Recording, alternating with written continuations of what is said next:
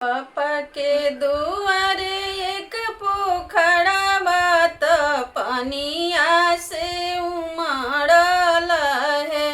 पापा के दुआरे एक पोखरा बात पनिया से उमड़ल है। चलली नहाए सुंदर बेटी लामी के सिया भुइया लोटे है। चलली नहाए सुंदर बेटी लामी के सिया भुइया लोटे है। घोड़ावा चढ़ल अंजनो दुल्हा पानी के पियासल है। घोड़ावा चढ़ल अंजनो दुल्हा पानी के पियासल है। देखे लगले सुंदरी के रूप पियसिया भूलाई गईले है।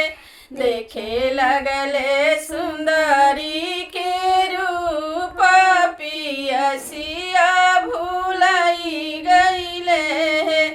पानी पीलाए दुल्हा पानी पीला पी के अपना घरे जाहू है।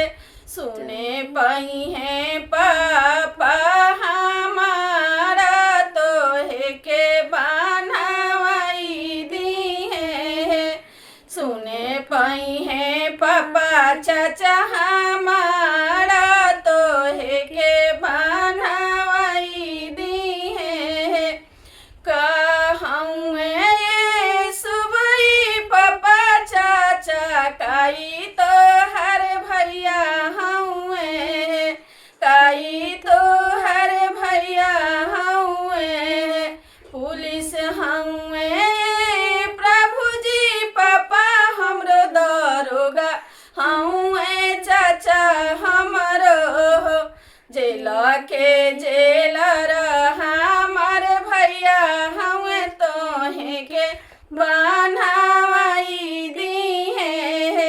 जेल के जेलर हमार भैया हूँ तोहे के बनावाई दी है।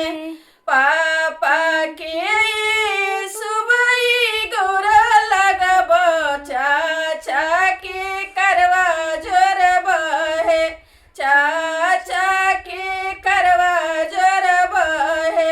भैया के करब पारा नाम बियही तोहरा ले जाइब है।